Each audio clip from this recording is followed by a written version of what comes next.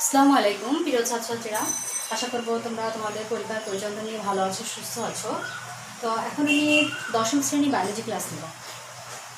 তো দেখো, আমরা দ্বাদশ অধ্যায় শুরু করেছিলাম জীবের বংশগতি বিবর্তন। তো জীবের বংশগতি বিবর্তনের সর্বপ্রথম যে কথাটা আসে হেরিডিটি, তাই তো? অর্থাৎ বংশ পরস্পরায় পিতামাতার বৈশিষ্ট্যগুলো বংশানুক্রমে এক বংশ থেকে অন্য বংশে অর্থাৎ সন্তান সন্ততিতে স্থানান্তরিত হওয়ার যে প্রক্রিয়াটা, সেটাই হচ্ছে হেরিডিটি বা বংশগতি, তাই তো? আচ্ছা, এখন এই যে হেরিডিটি বা বংশগতি যে বিষয়ে আলোচনা করা হয় সেটার নাম হচ্ছে জেনেটিক্স। ঠিক আছে?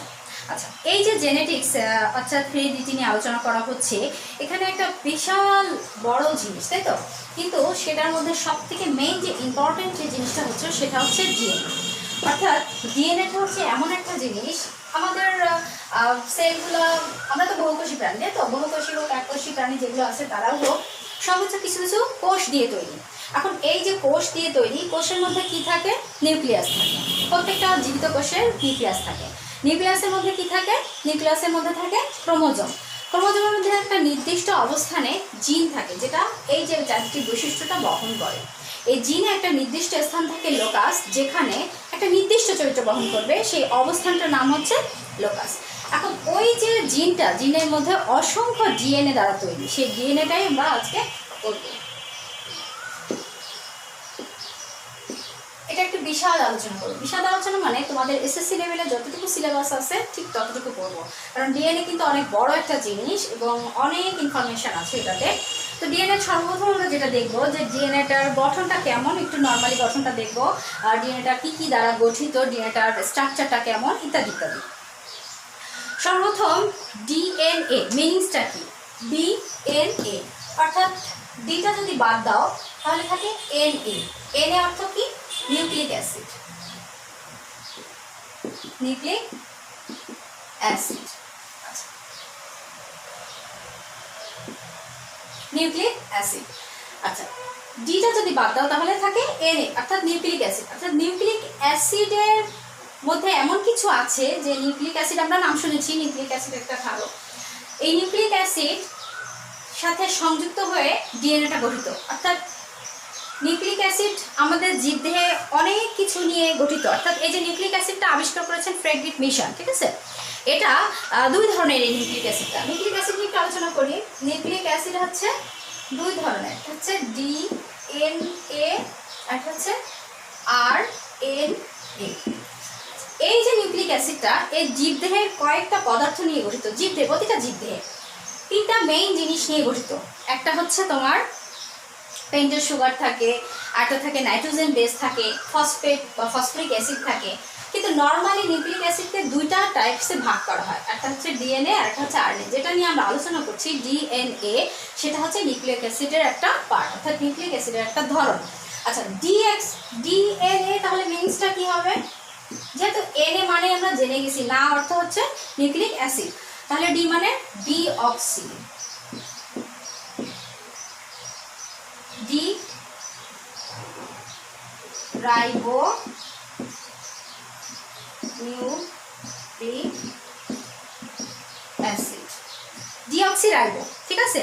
Deoxy ribo nucleic acid. আচ্ছা, এই যে deoxy ribo nucleic acid, D মানে কি? ডি মানে হচ্ছে নাই বা না। ডি মানে না, কি না, নাই, কি নাই? অক্সিজেন নাই। কোথায় অক্সিজেন নাই? একটু আগে আমি বলেছি যে এই নিউক্লিক অ্যাসিডকে কয়েকটা পার্টে ভাগ করা আছে। জীবদেহে নিউক্লিক অ্যাসিড তিনটা পার্টে ভাগ করা আছে, সেটা আমরা একটু দেখবো।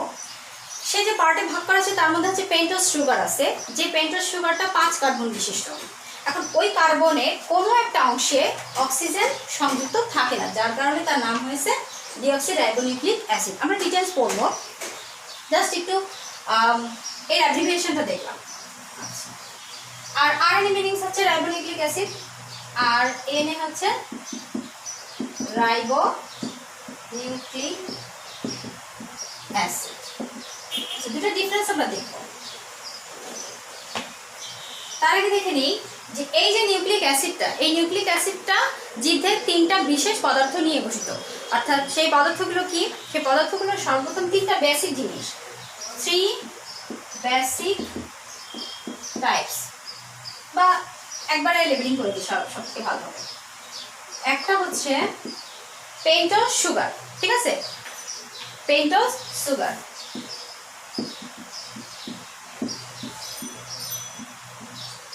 এটা 5 কার্বন বিশিষ্ট, 5 কার্বন বিশিষ্ট সুগার। সি দিয়ে আমরা কার্বন বসাচ্ছি, বিশিষ্ট বিশিষ্ট শর্করা, 5 কার্বন বিশিষ্ট সুগার বা শর্করা। 2 নম্বর আসতেছে নাইট্রোজেন বেস, নাইট্রোজেন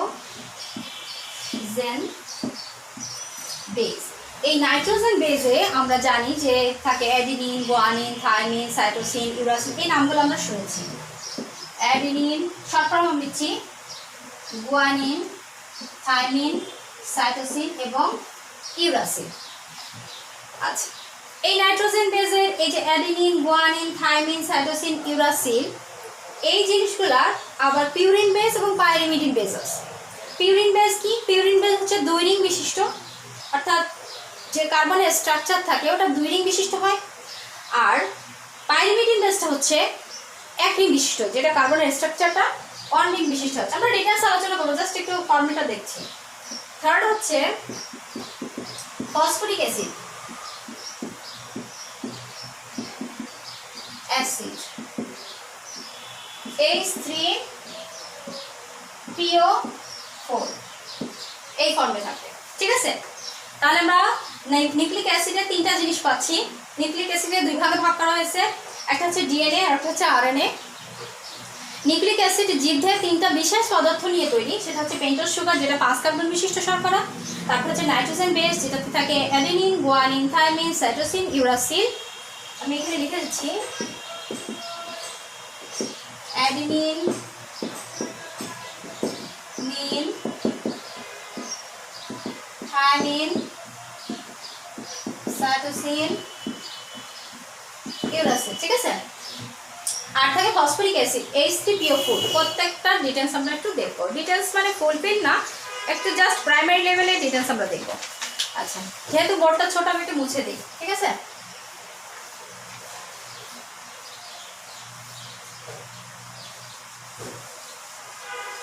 একটু মনে রাখতে হবে কি কি লিখলাম। সর্বপ্রথম আমরা পেন্টোজ সুগার নিয়ে আলোচনা করব। সর্বপ্রথম যেটা সেটা হচ্ছে পেন্টোজ সুগার।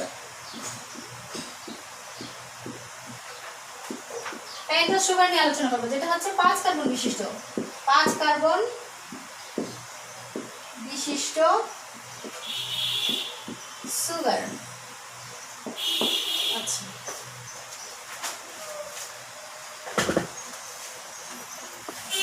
5 কার্বন বিশিষ্ট সুগার নিয়ে আলোচনা করছি।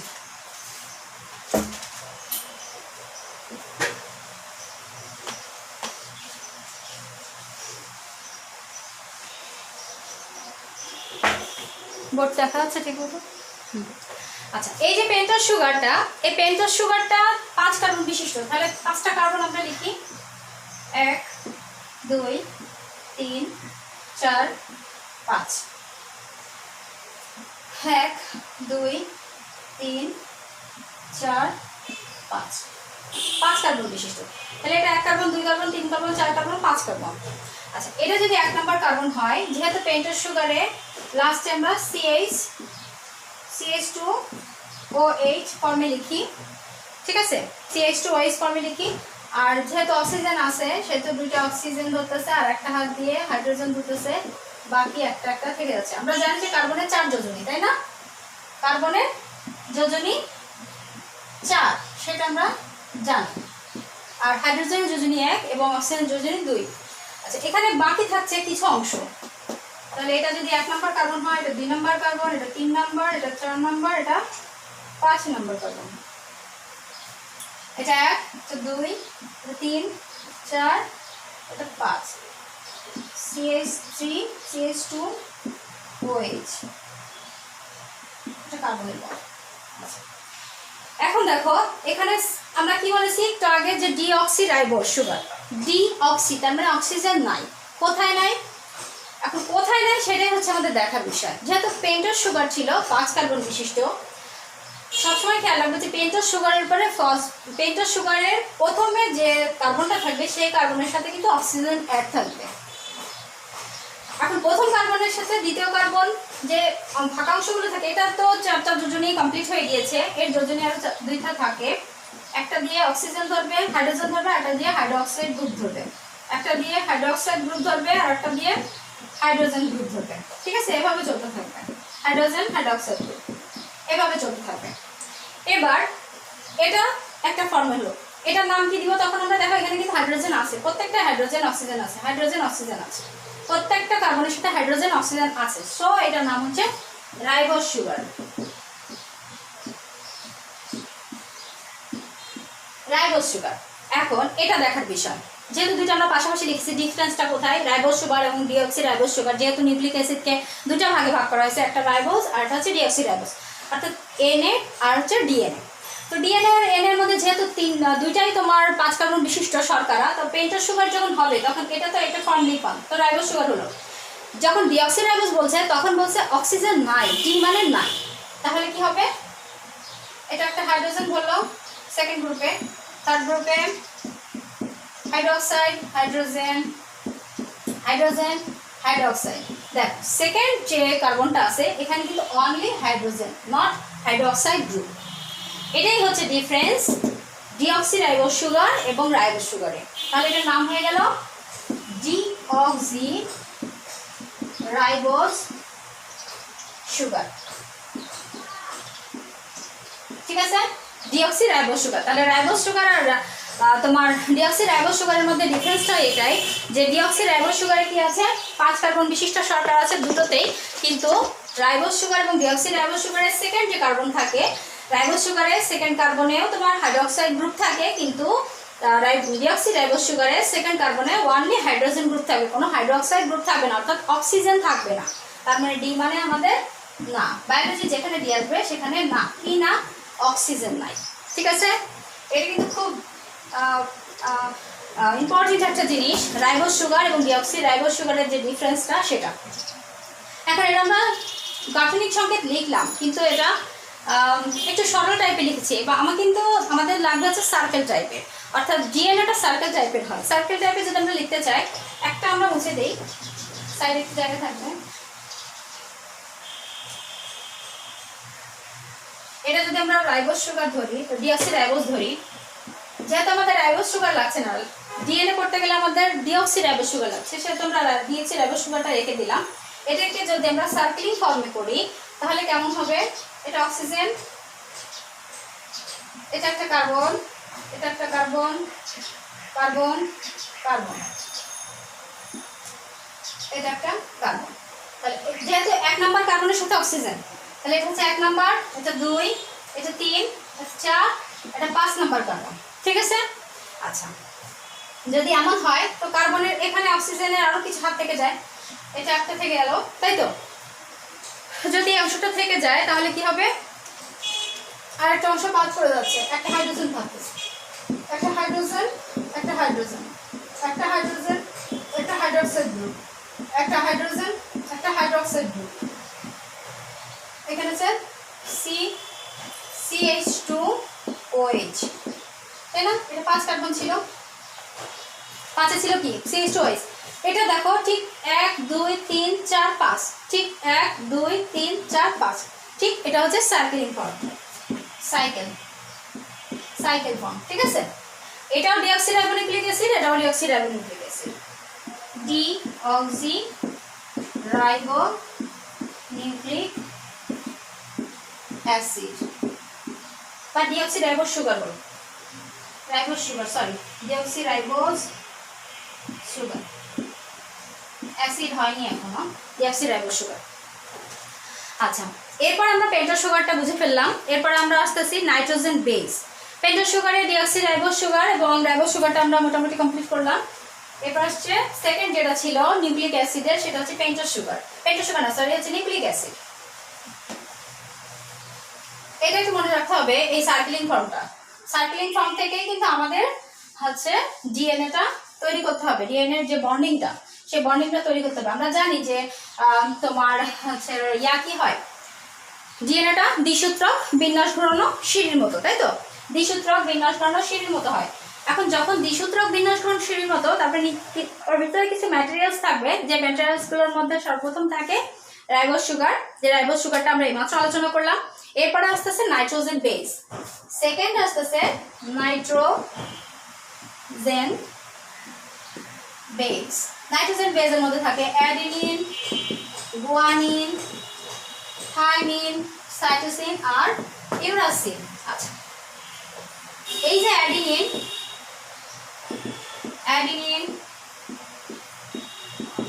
Guanine,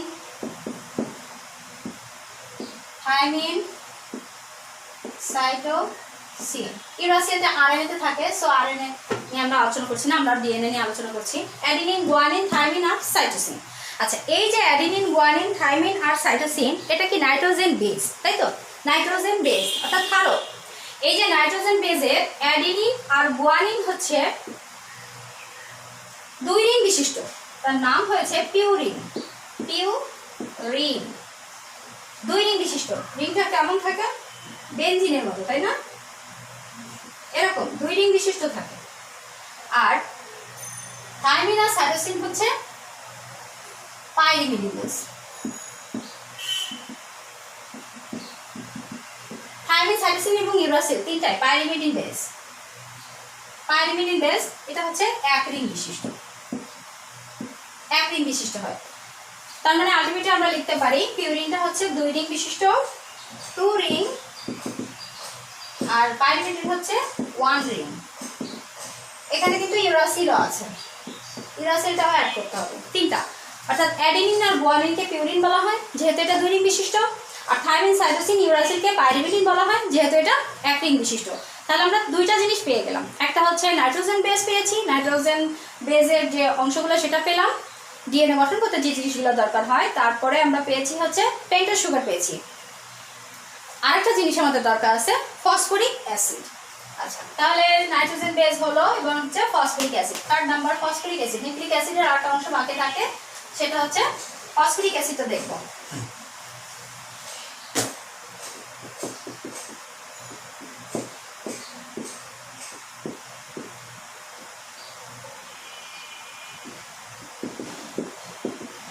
phosphoric acid H3PO4। আচ্ছা, এই ফসফরিক অ্যাসিডটা কেমন ফর্মে থাকবে সেটা আমরা একটু দেখি। আচ্ছা, ফসফরিক অ্যাসিড দেখো, ফসফরিক অ্যাসিডটা দেখার আগে আমরা একটা জিনিস বাদ থেকে গেছে, অ্যাডিনিন, গুয়ানিন যে স্ট্রাকচারটা সেটা কেমন, সেটা একটু দেখতে ভুলে গেছি আমরা।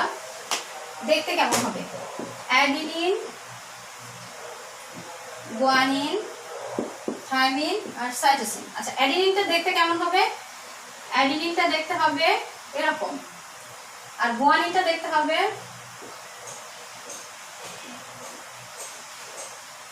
থাইমিনটা হবে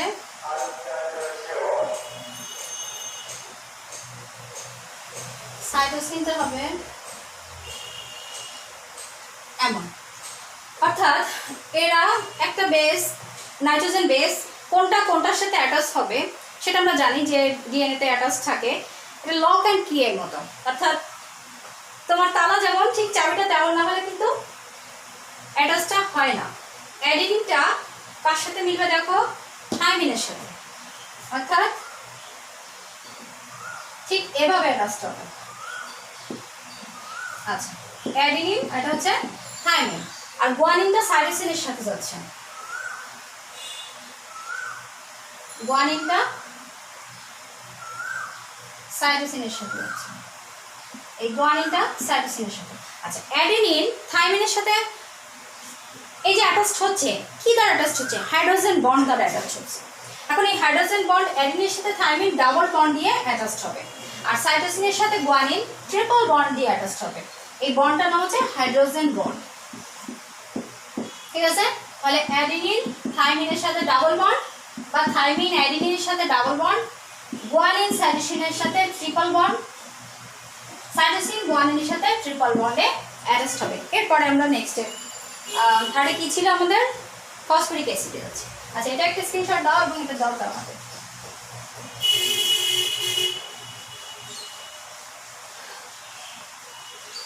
আচ্ছা এরপরে আমরা থার্ডে যেটা করতে চাচ্ছিলাম ফসফরিক অ্যাসিড। ফসফরিক অ্যাসিড, আচ্ছা এই যে ফসফরিক অ্যাসিডটা আমরা নরমালি ফর্ম জানি এটা H3PO4। আচ্ছা এটার গাঠনিক সংখ্যাটা কেমন সেটা আমরা একটু দেখব। গাঠনিক সংখ্যা হচ্ছে P। আচ্ছা এটা যদি ডাবল বন্ড, যেহেতু OH অক্সিজেন আছে এখানে OH OH OH, দেখো একটা দুটো তিনটা H, ঠিক আছে। আর ফসফেট একটা আর অক্সিজেন 1 2 3, 3 দুগুণে 3 4 12, তার মানে ঠিকই আছে, মিলে গেছে, তাই তো। এখন যদি এটা আয়ন হিসেবে, যেহেতু এটা তোমার আয়ন হিসেবে না হলে তো অ্যাটাচড হতে পারবে না, বন্ডিং করতে পারবে না, তাহলে কি হবে, কোন ফর্মে থাকবে, প্রত্যেকটা থেকে হাইড্রোজেন বাদ চলে যাবে, তাই তো। হাইড্রোজেন বাদ চলে গেলে অক্সিজেনটা মাইনাস আকার থাকে, অর্থাৎ আয়ন হিসেবে থাকে, তখন সে একটাকে অ্যাটাচ করতে পারবে। অক্সিজেন মাইনাস মাইনাস মাইনাস, ঠিক আছে, এই ফর্মে থাকে। তাহলে ফসফরিক অ্যাসিডটা থাকলো হচ্ছে এটা, তাহলে ফসফরিক অ্যাসিড রাখবেন PO4 3 মাইনাস, ফসফরিক তিনটা হাইড্রোজেন ধরবে, তাই তো, অজৈব ফসফেট তৈরি করবে,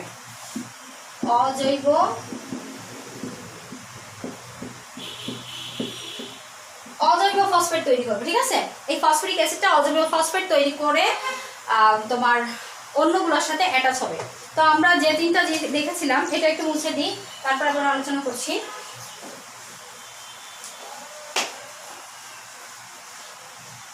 সর্বপ্রথম দেখেছিলাম নিউক্লিক অ্যাসিডের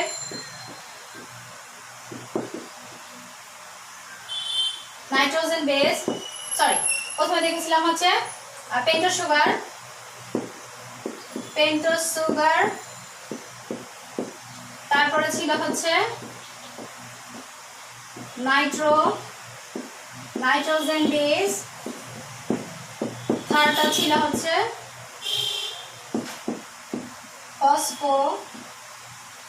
ফসফরিক অ্যাসিড। আচ্ছা এই তিনটা জিনিস মিলে পেন্টোজ সুগার, একটা sugar, nitrogen base plus phosphoric acid plus একটা ফসফেট, এইটা নিয়ে একটা বন্ড তৈরি করবে। আমরা যেহেতু শুনেছি যে তোমার ডিএনএটা কেমন, দ্বিসূত্রক বিন্যাস করানো সিঁড়ির মতো, তো দ্বিসূত্রক মানে দুইটা সুতা, এরকম দুইটা সুতা থাকে, তাই না, দুইটা সুতা থাকে।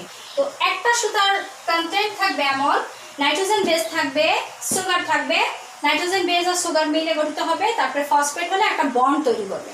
আচ্ছা ঠিক তার অপোজিটে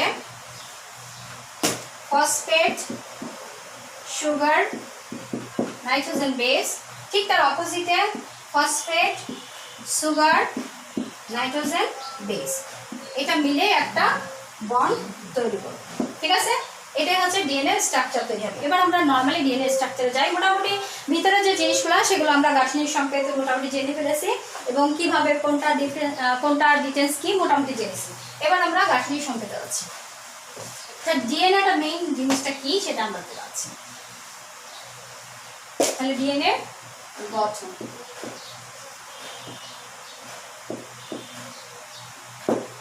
ডিএনএ গঠন সর্বপ্রথম আমরা কি দেখেছি, সুগার দেখেছি, তাই না, 5 কার্বন বিশিষ্ট সুগার ছিল, oxygen carbon carbon carbon carbon carbon, এটা ছিল 1, এটা ছিল 2, এটা ছিল 3, এটা ছিল 4, এটা ছিল 5, ঠিক আছে। এটা কি সুগার, এই সুগারটা কি হবে, কার সাথে অ্যাড হবে, একটা নাইট্রোজেন বেসের সাথে। এখন কথা হচ্ছে এই যে পেন্টোজ সুগার, ডিঅক্সিরাইবোজ সুগার, এই পেন্টোজ সুগারের কোন কার্বনের সাথে নাইট্রোজেন বেস অ্যাড হবে, এই পেন্টোজ সুগারের 1 নম্বর কার্বনের সাথে নাইট্রোজেনটা অ্যাড হবে। তাহলে 1 নম্বর কার্বনের সাথে যদি আমরা অ্যাডিনিনকে দেই, তাহলে অ্যাডিনিন কার সাথে অ্যাড হচ্ছে, থাইমিনের সাথে। কয়টা বন্ড দিয়ে, 2টা হাইড্রোজেন বন্ড দিয়ে থাইমিনের সাথে অ্যাটাচ হচ্ছে। আবার একটা বন্ড দিয়ে ঠিক 1 নম্বর কার্বনের সাথে সংযুক্ত হচ্ছে। যদি 1 নম্বর কার্বনের সাথে সংযুক্ত হয় তাহলে তো এ পাশে চলে আসে, তাই না? কিন্তু না, এটা জাস্ট উল্টে যাবে। এখানে অক্সিজেন, এখানে কার্বন, কার্বন, কার্বন, কার্বন। তার মানে এটা 1, এটা 2, এটা 3, এটা 4, আর এখানে হবে 5 নম্বর কার্বন। ক্লিয়ার জিনিসটা? জাস্ট সার্কেলিং হয়ে গেল। আর বাকিগুলো যে হাইড্রোজেন হাইড্রোক্সাইড গ্রুপ দিয়ে সংযুক্ত হয়ে যাচ্ছে ওটা না লিখলেও হচ্ছে, সমস্যা নেই। আচ্ছা, এবার আমরা দেখতেছি যে এটা হয়ে গেল, কিন্তু এটা কি বন্ড তৈরি করেছে? না, বন্ড তৈরি করেনি। এখনো কিন্তু ফসফেট বাকি আছে, অজৈব ফসফেট বাকি আছে। তাহলে কি হবে? একটা সুগার একটা নাইট্রোজেন বেস সংযুক্ত হলো। তো একটা সুগার আর একটা নাইট্রোজেন বেস যখন সংযুক্ত হলো তখন তার নাম হয়ে গেল নিউক্লিওসাইড। নিউক্লিওসাইড। কিন্তু সেটা কিন্তু একটা জাল তৈরি করলো না। এর সাথে যখন ফসফেট সংযুক্ত হচ্ছে, এর সাথে যখন ফসফেট সংযুক্ত হচ্ছে তখন তার নাম হয়ে যাচ্ছে নিউক্লিওটাইড। অর্থাৎ যখন ফসফেট, সুগার আর নাইট্রোজেন বেস, ফসফেট, সুগার আর নাইট্রোজেন বেস, একটা ফসফেট প্লাস সুগার প্লাস একটা নাইট্রোজেন বেস যখন সংযুক্ত হচ্ছে তখন তার নাম হয়ে যাচ্ছে নিউক্লিওটাইড। তখন তার নাম হচ্ছে নিউক্লিওটাইড। তো আমরা 3-4টা জিনিস শিখলাম কিন্তু। ওখানে হচ্ছে পিউরিন আর পাইরিমিডিন বেস শিখেছি, অ্যাডিনিন আর গুয়ানিন মিলে হচ্ছে পিউরিন বেস, যেহেতু সেটা ডাবল বন্ড ছিল। আর থাইমিন আর সাইটোসিন আর ইউরাসিল হচ্ছে তোমার পাইরিমিডিন বেস, যেটা সিঙ্গেল বন্ড ছিল। আর এখানে হচ্ছে তোমার সুগার, একটা সুগার এবং একটা নাইট্রোজেন বেস সংযুক্ত হয়ে নিউক্লিওসাইড তৈরি করতেছে। আর যখন একটা সুগার আর একটা নাইট্রোজেন বেস তার সাথে যখন একটা ফসফেট সংযুক্ত হচ্ছে, ফসফেট, সুগার, নাইট্রোজেন প্লাস, তখন নিউক্লিওটাইড অর্থাৎ একটা জাল, একটা টাইড, একটা রো তৈরি করতেছে। ঠিক আছে, একটা স্ট্রিম, একটা কিছু তৈরি করতেছে, তাই তো? আচ্ছা, তাহলে আমরা 3-4টা জিনিস শিখে ফেলেছি এখান থেকে। এখন কিন্তু কমপ্লিট হয়নি। কমপ্লিট হয়েছে কি? না, হয়নি। একটা সুতা কমপ্লিট হলো। তাহলে এখানেও আমরা 3 কার্বনের সাথে ফসফেট সংযুক্ত করি, এখানে 5 কার্বনের সাথে একটা ফসফেট সংযুক্ত করি। আচ্ছা, এরপরে আমাদের আসতেছে পরেরটা। ঠিক এরকম একটা সুতা তৈরি করলাম। এভাবে যত নিচে যাবে তত সুতাগুলো তৈরি হতে থাকবে, অর্থাৎ তত বন্ডিং তৈরি হবে, নিউক্লিওটাইড তৈরি হতে থাকবে। এভাবে phosphate, sugar, nitrogen, phosphate, sugar, nitrogen base, phosphate, sugar, nitrogen base, এভাবে চলতেই থাকবে। আমরা কয়েকটা আঁকার চেষ্টা করি, তাহলে আমাদের একটু বুঝতে সুবিধা হবে।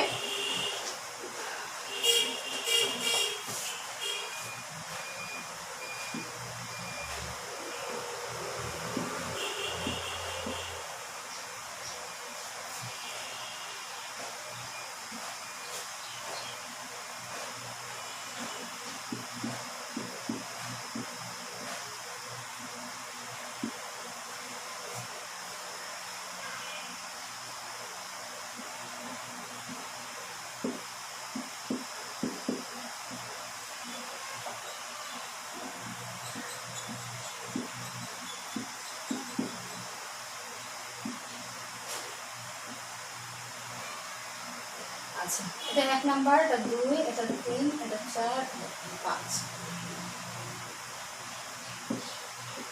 ফসফেট, 3টা আবার ফসফেটের সাথে সংযুক্ত হচ্ছে, এটা আবার ফসফেট। ঠিক আছে, এটা 5 ফসফেটের সাথে সংযুক্ত হচ্ছে। অ্যাডিনিন ফসফেটের সাথে সংযুক্ত হচ্ছে, 5 নাম্বার।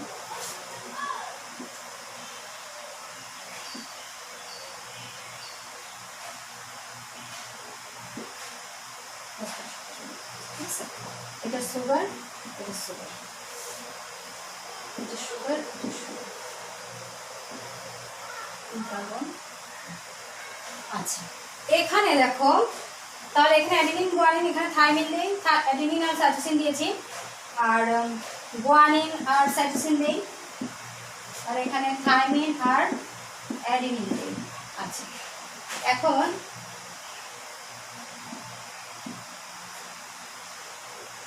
মোটামুটি বলো, তাই না?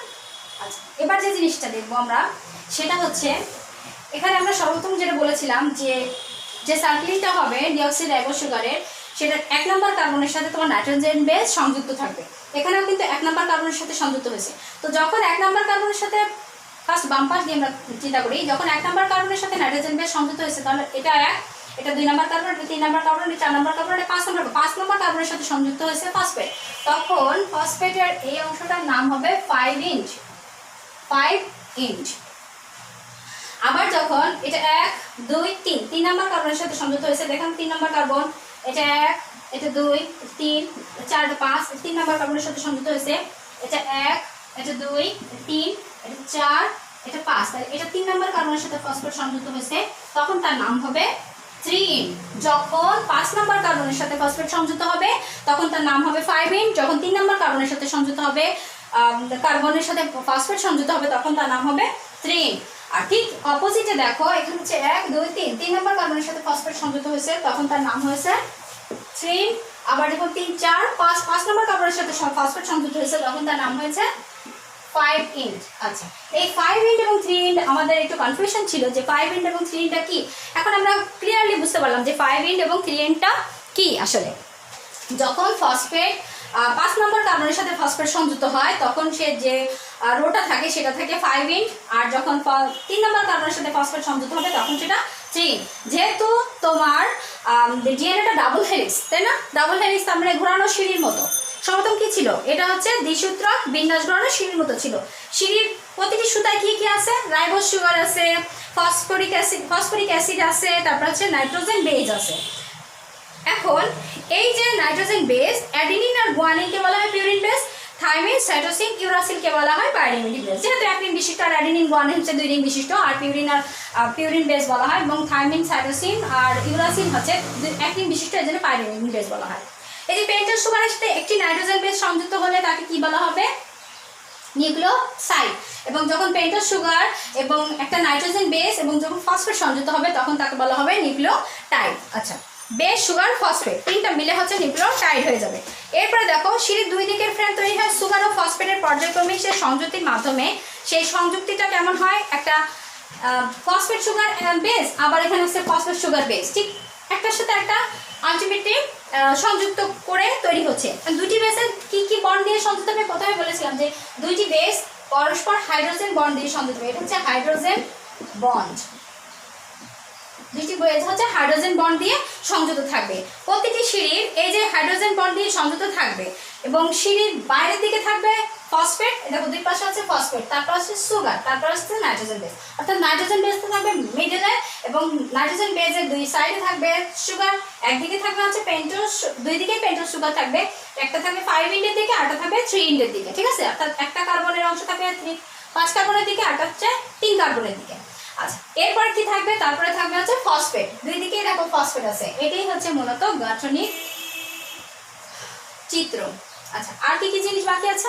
অ্যান্টি প্যারালাল যে বিন্যাসটা সেটা দেখবো আমরা। তো এখান থেকে দেখলে হ্যাঁ পারবো।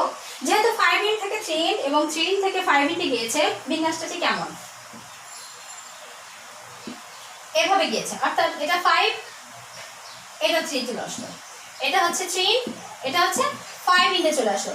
তাহলে 5 ইন থেকে দেখো এভাবে ঘুরে এসে 3 ইন্টে চলে আসছে, আর 3 ইন থেকে 5 ইন্টে চলে আসছে। আচ্ছা, এই যে বিন্যাসটা, এই যে উপরে নিচের থেকে যে বিন্যাস, 5 ইন থেকে 3 ইন এবং 3 ইন থেকে বিন্যাস, সিঁড়ির 2 দিকের ফ্রেম উল্টোভাবে অবস্থান করে, তাই তো? দুইটা সিঁড়ি, যেহেতু এ পাশে একটা সিঁড়ি, এ পাশে একটা সিঁড়ি, দুইটা সিঁড়ি উল্টোভাবে অবস্থান করে। এক পাশের ফ্রেমের 3 কার্বন থেকে 5 কার্বন, আবার অন্য পাশের ফ্রেম 5 কার্বন থেকে 3 কার্বনের দিকে। এই যে উল্টোভাবে অবস্থান করার যে প্রক্রিয়াটা, এই অবস্থান বিন্যাসকে বলা হয় অ্যান্টি প্যারালেল বিন্যাস। কি বলা হয়? অ্যান্টি প্যারালেল বিন্যাস, অ্যান্টি প্যারালেল বিন্যাস বলা হয়। এখন এই বিন্যাসটা হচ্ছে তোমার ডিএনএ গাঠনিক বিন্যাসটা হবে। এরপরে আমরা মোটামুটি আরেকটা চিত্র দেখব ডিএনএ, সেটা আচ্ছা এখান থেকে একটা জিনিস দেখি। এই যে ডিসটেন্সটা, একটা নিউক্লিওটাইড এবং আরেকটা নিউক্লিওটাইডের মধ্যে যে ডিসটেন্সটা, এই ডিসটেন্সটা দেখবো এর পরের চিত্র থেকে। এটা হচ্ছে গাঠনিক চিত্র, এটা একটু স্ক্রিনশট দাও এবং কন্টিনিউ করো। এরপর একটা চিত্র, যেহেতু বোর্ড ছোট সেহেতু আমাদের একটু মুছে দিয়ে করতে হচ্ছে, তাই তো?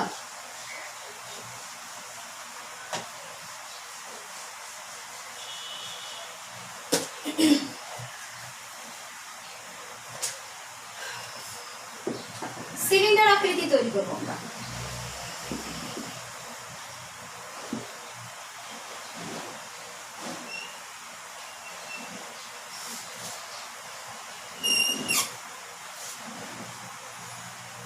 সিলিন্ডার আকৃতি যদি তৈরি করি, এটা মুছে দাও।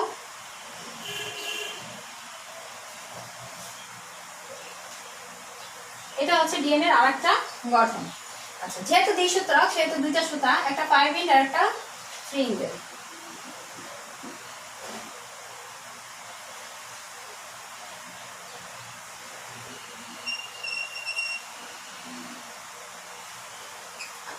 আমরা জানি যে তরঙ্গ, ফিজিক্সে আমরা দেখেছি তাই না, তরঙ্গ প্রথম অবস্থান থেকে শেষ অবস্থান গেলে একটা তরঙ্গ কমপ্লিট হয়। এখান থেকে এতটুকু একটা তরঙ্গ কমপ্লিট হয়েছে। তো এখানে তরঙ্গ দেখো এখান থেকে ঘুরে এই অবস্থানে যখন আসছে, তার মানে এখান থেকে এই পর্যন্ত একটা তরঙ্গ, এখান থেকে এই পর্যন্ত হচ্ছে একটা তরঙ্গ, ঠিক আছে। আচ্ছা, যদি এখান থেকে এতটুকু একটা তরঙ্গ হয়, এতটুকু দৈর্ঘ্য কি সেটা আমরা একটু দেখবো। একটা তরঙ্গের দৈর্ঘ্য কত, তার মানে ডিএনএর একটা তরঙ্গের দৈর্ঘ্য কত হবে সেটা আমরা একটু দেখবো। ডিএনএ প্রত্যেকটা একটা তরঙ্গের মধ্যে এখানে দেখো 1 2 3 4 5, 1 2 3 4 5, A T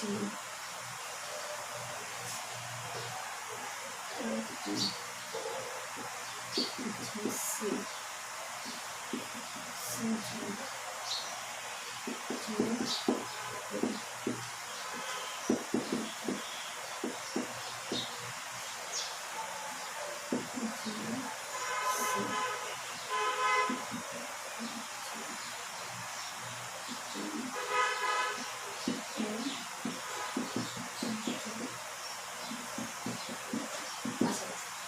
একটা দুটো তিনটা চারটা পাঁচটা, একটা দুটো তিনটা চারটা পাঁচটা ভাগে ভাগ করেছি। কেন পাঁচটা ভাগে ভাগ করার নির্দিষ্ট একটা কারণ আছে। হ্যাঁ, আর আলটিমেটলি আমরা তো জানি যে এ হচ্ছে টি এর সাথে অ্যাড হবে ডাবল বন্ডে, হাইড্রোজেন ডাবল বন্ডে, এবং জি হচ্ছে সি এর সাথে বন্ড হবে ট্রিপল বন্ডে, তাই না, ট্রিপল হাইড্রোজেন বন্ডে, এটা জানলাম।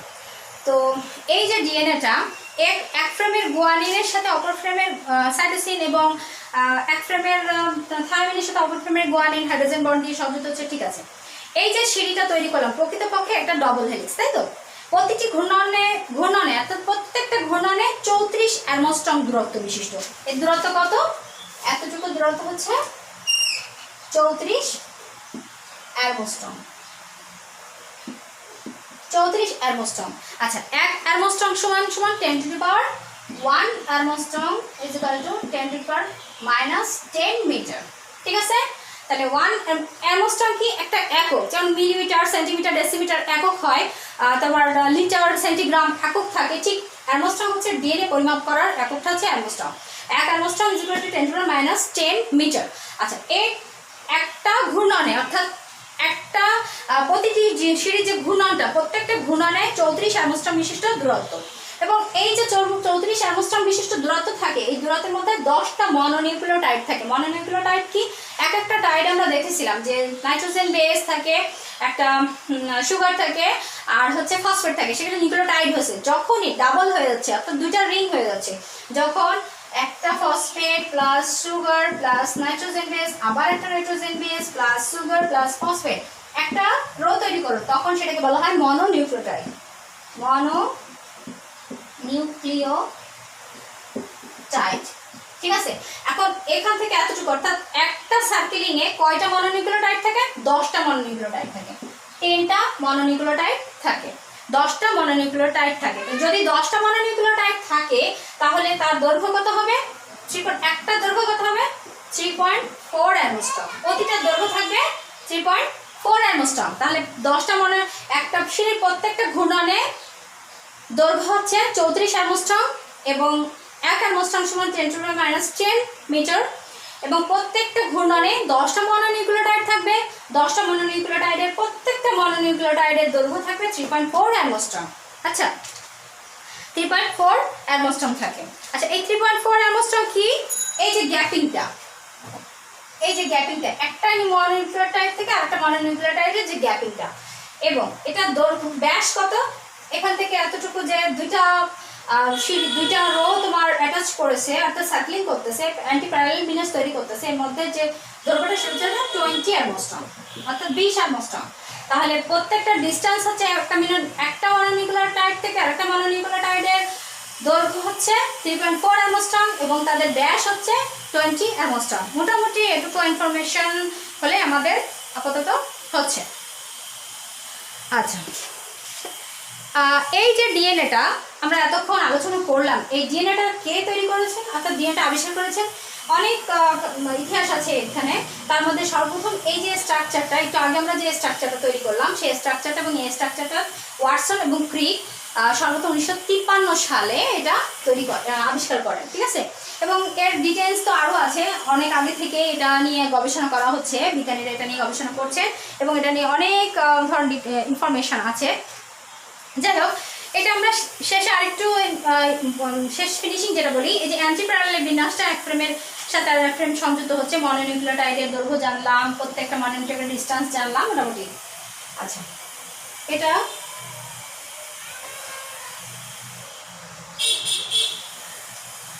প্রতিটা সুতায় 10টা মনোনিউক্লিওটাইড থাকে মোটামুটি। আচ্ছা, মোটামুটি ডিএনএ সম্বন্ধে আমরা একটু আলোচনা করলাম। এর থেকে বেশি মনে হয় আমাদের বইয়ে, তোমাদের এসএসসি লেভেলে তেমন দেওয়া নেই বইটা খুব। দেখে আমাদের বইয়ে আর কি বাকি আছে, এসএসসি লেভেলে আর তেমন কিছু বাকি নেই, এতটুকুই ইনফরমেশন দেওয়া আছে। এর থেকে বেশি ইনফরমেশন তোমাদের দরকার নেই। এরপরের যে অধ্যায়টা, এরপরে যে টপিকস আমরা করব সেটা হচ্ছে ডিএনএ রেপ্লিকেশন যেটা আছে সেটা করব। ডিএনএ কত ভাগে বিভক্ত সেটা আমরা দেখবো, অর্থাৎ আরএনএটা কয়টা ভাগ আছে, ডিএনএ কোনো ভাগ নেই, আরএনএর ভাগ আছে। তারপর হচ্ছে তোমার বিবর্তন যেটা সেটা দেখবো, বংশগতি, আরও ডিটেলস কিছু আছে। তো মোটামুটি ডিএনএ সম্বন্ধে আমরা এতটুকু জানলাম, ডিএনএ গঠন জানলাম, ডিএনএ কি সেটা জানলাম। ডিএনএ সর্বপ্রথম আমি জাস্ট একটা রিভিউ দিচ্ছি। ডিএনএ হঠাৎ ডিঅক্সিরাইবোনিউক্লিক অ্যাসিড, যেখানে অক্সিজেন নাই, কোথায় নাই? দ্বিতীয় কার্বন অর্থাৎ পেন্টোজ সুগারের সেকেন্ড কার্বনে অক্সিজেন না থাকার কারণে তাকে বলা হয় ডিঅক্সিরাইবোজ সুগার। এখন নিউক্লিক অ্যাসিডকে দুভাগে ভাগ করা হচ্ছে, একটা হচ্ছে ডিঅক্সিরাইবোনিউক্লিক অ্যাসিড আর হচ্ছে রাইবোনিউক্লিক অ্যাসিড। আচ্ছা, এই যে নিউক্লিক অ্যাসিডটা জীব দেহে 3টি বিশেষ পদার্থ নিয়ে গঠিত। একটা হচ্ছে পেন্টোজ সুগার, যেটা 5 কার্বন বিশিষ্ট সুগার থাকে, আর একটা থাকে তোমার হচ্ছে ফসফরিক অ্যাসিড, আর একটা থাকে হচ্ছে নাইট্রোজেন বেস। নাইট্রোজেন বেসের মধ্যে থাকে অ্যাডিনিন, গুয়ানিন, থাইমিন, সাইটোসিন, ইউরাসিন। আচ্ছা, অ্যাডিনিন আর গুয়ানিনকে পিউরিন বেস বলা হয় যেহেতু এটা 2 রিং বিশিষ্ট, এবং থাইমিন, সাইটোসিন, ইউরাসিনকে ট্রিপল রিং বলা হয়, সিঙ্গেল রিং বলা হয় যেহেতু এটা, পাইরিমিডিন বলা হবে যেহেতু এটা 1 রিং বিশিষ্ট থাকে। এরপরে যেটা আসতেছে ফসফেট, এটা অজৈব ফসফেট হিসেবে সংযুক্ত থাকে। তারপরে নাইট্রোজেন বেস এবং একটা সুগার মিলে হবে নিউক্লিওসাইড, এবং যখন নাইট্রোজেন বেস এবং একটা সুগার এবং তার সাথে যখন ফসফেট সংযুক্ত হবে তখন তাকে নিউক্লিওসাইড বলা হবে। আচ্ছা, এরপরে দুটা, এই যে ডিএনএটা ডাবল হেলিক্স, তাই তো, দ্বিসূত্র বিন্যাস ঘূর্ণন সিঁড়ির মতো। প্রত্যেকটা সুতার দৈর্ঘ্য থাকবে 34 অ্যাংস্ট্রম এবং 1 অ্যাংস্ট্রম সমান 10⁻10 মিটার, এবং প্রত্যেকটা সিঁড়িতে 10টা মনোনিউক্লিওটাইড থাকবে। 10টা মনোনিউক্লিওটাইডের প্রত্যেকটা দৈর্ঘ্য হচ্ছে 3.4 অ্যাংস্ট্রম এবং এর ব্যাস হচ্ছে 20 অ্যাংস্ট্রম। মোটামুটি আমরা অনেক কিছু জানলাম আর ডিএনএ সম্বন্ধে।